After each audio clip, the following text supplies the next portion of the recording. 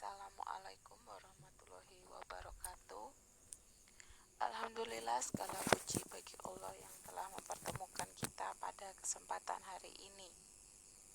Semoga adik-adik semua senantiasa selalu diberikan kesehatan. Amin, amin ya robbal alamin. Baik, kemarin setelah kita belajar tentang teks eksposisi dan kita sudah ulangan harian untuk mengetahui untuk mengevaluasi seberapa paham adik-adik dengan materi dari teks eksposisi, dan kegiatan evaluasinya sudah selesai. Nah, sekarang kita lanjut ke materi bab selanjutnya, yaitu pada materi teks anekdot. Nah, pada teks anekdot ini yang pertama kita akan mempelajari dulu dari pengertian, dari ciri-cirinya, dari fungsi, dan lain sebagainya.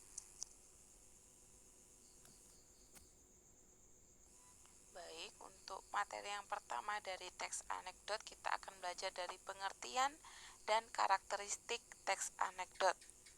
Nah, di situ ada pengertian dari teks anekdot. Saya mengambil dari KBBI atau Kamus Besar Bahasa Indonesia. Teks anekdot adalah cerita singkat yang menarik karena lucu dan mengesankan. Biasanya mengenai orang penting atau terkenal dan berdasarkan kejadian yang sebenarnya. Kisahnya biasanya melibatkan tokoh tertentu yang bersifat faktual. Dengan demikian, anekdot tidak semata-mata hal-hal yang lucu, guyonan, dan humor, akan tetapi terdapat pula tujuan di balik cerita lucunya, yaitu berupa pesan yang diharapkan bisa memberikan kritikan pada pihak tertentu atau pelajaran kepada halayak. Nah, jadi pada teks anekdot ini merupakan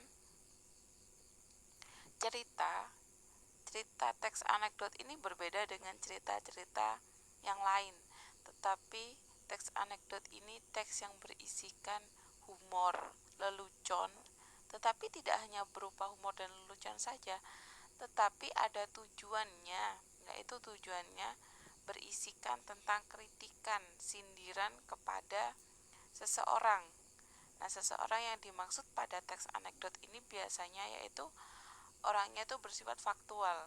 Bagaimana sih orang bersifat faktual itu? Yaitu orangnya itu terkenal, orang penting, dan berada di kehidupan nyata. Nah, teks anekdot ini adalah teks yang dijabarkan dengan keadaan yang sebenarnya. Ada yang dari bersifat imajinasi atau berupa fiktif, tetapi itu sangat sedikit sekali. Yang paling banyak ditemukan yaitu adalah yang bersifat faktual atau yang berada di kehidupan nyata yang diambil. Nah, yang selain berisikan lelucon, berisikan kritikan, tetapi diharapkan teks anekdot ini bisa memberikan pelajaran kepada seseorang. Nah, teks anekdot ini berisi sindiran yang tidak langsung. Bagaimana sindiran tidak langsung itu? Sama dengan maja satire. Jadi sindirannya itu misal contohnya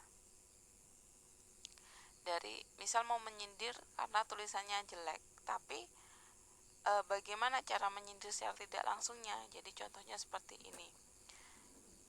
Tulisanmu bagus sekali sampai aku tidak bisa membacanya. Nah, itu merupakan contoh sindiran tidak langsung. Seperti itu.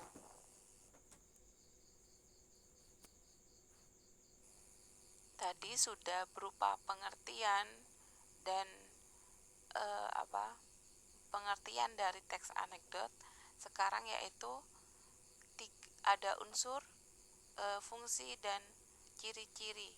Di sini unsur dalam teks anekdot ada 3, yaitu tokohnya faktual atau berada di kehidupan nyata, yang orangnya biasanya orang penting atau orang-orang yang terkenal, ya, seperti saya jelaskan tadi. Kemudian mengandung lelucon. Nah, ini yang harus ada dalam teks anekdot, yang tidak boleh dihilangkan dalam pembuatan teks anekdot, karena untuk membedakan teks anekdot dengan teks-teks yang lain, jenis teks yang lain, itu ya pada teks anekdot ini harus ada leluconnya berupa hiburan. Nah, kemudian kemudian berisi kritik pelajaran. Nah, dalam teks anekdot ini selain dari tokohnya yang faktual atau dalam kehidupan nyata, kemudian teksnya mengandung lelucon, dan selain itu juga berisikan kritikan, mengkritik, menyindir, memberikan penilaian kepada seseorang. Nah, selain memberikan kritikan, dalam teks itu juga harus ada amanat atau hikmah yang bisa diambil oleh si pembaca dari teks tersebut. Jadi selain ada tokohnya faktual, mengandung hiburan atau lelucon, kemudian berisi kritikan atau sindiran, dan juga harus ada amanat yang bisa diambil. Nah, selanjutnya teks anekdot ini memiliki fungsi. Di sini saya bagi menjadi dua, yaitu fungsi primer dan fungsi sekunder. Fungsi primer pada teks anekdot ini yaitu dijadikan sebagai sarana ekspresi yang berhubungan dengan ketidakpuasan, kejengkelan, kemarahan, dan sebagainya. Jadi, teks anekdot ini dibuat untuk menyalurkan ekspresi dari masyarakat. Biasanya ekspresi ini disalurkan untuk mengkritik atau menyindir dari kebanyakan yang kita temukan dalam teks anekdot itu tidak hanya berupa cerita, tetapi juga berupa karikatur yang biasa kita temui di dinding-dinding di pinggir jalan. Nah, itu kan ada karikatur yang menyindir, mengkritik pemerintah dengan berupa gambaran-gambaran. Nah, gambaran yang disampaikan dalam karikatur itu juga bersifat seperti anekdot, dan penggambarannya itu melebih-lebihkan. Jadi misal mengkritik koruptor. Nah, di situ gambarnya biasanya ditemukan dengan tikus yang memakai dasi dan memegang koper. Biasanya seperti itu gambaran karikatur untuk mengkritik. Nah, jadi jika masyarakat tidak puas, jengkel, atau marah dengan kinerja pemerintah, itu biasanya para seniman-seniman itu menyalurkannya dengan melalui karikatur yang memiliki sifat seperti anekdot. Nah, kemudian fungsi sekunder. Nah, fungsi sekundernya ini adalah sebagai bahan hiburan, karena kan bersifat lucu yang dapat menghibur. Jadi fungsi sekundernya tadi primernya sebagai untuk mengeluarkan ekspresi, jadi fungsi sekundernya sebagai bahan hiburan. Nah, selanjutnya dari penjelasan paparan yang sudah saya jelaskan tadi, di sini ada ciri-ciri yang bisa kita ambil. Yang pertama, cerita atau narasinya itu singkat. Jadi teks anekdot itu biasanya ceritanya itu singkat, tidak banyak paragraf. Mungkin hanya terdiri 3-5 paragraf saja. Nah, kemudian meskipun berbentuk cerita atau narasi yang singkat, dalam teks anekdot itu juga terdapat tokoh, alur, dan latar.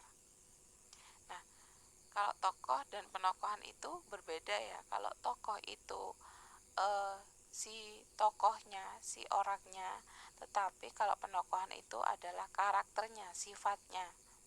Nah, kemudian alur itu jalan ceritanya.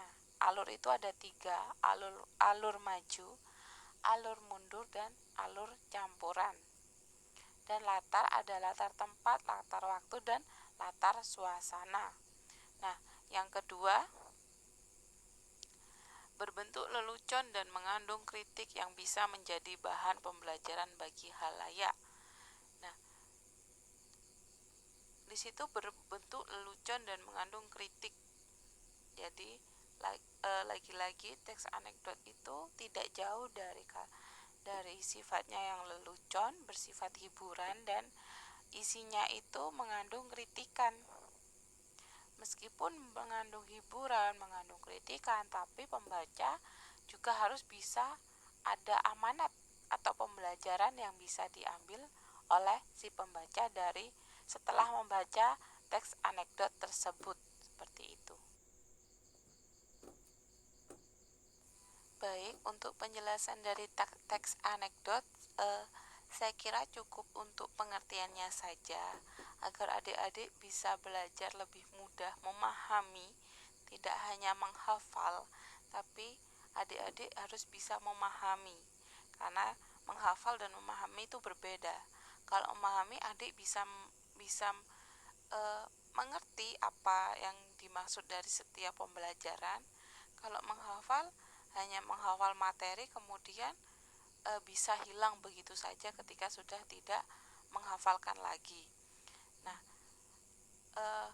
sekian penyampaian materi dari saya. Jika nanti ada materi yang adik-adik belum jelas, bisa nanti kita berdiskusi bersama di kolom komentar pada materi pada postingan materi di Google Classroom. Dan agar adik-adik lebih tahu lagi teks anekdot itu seperti apa, silakan adik-adik kerjakan tugas yang sudah saya bagikan di Google Classroom. Nah, sekian penyampaian materi dari saya hari ini terkait teks anekdot. Kurang lebihnya saya mohon maaf. Wabillahi taufik wal hidayah. Wassalamualaikum warahmatullahi wabarakatuh.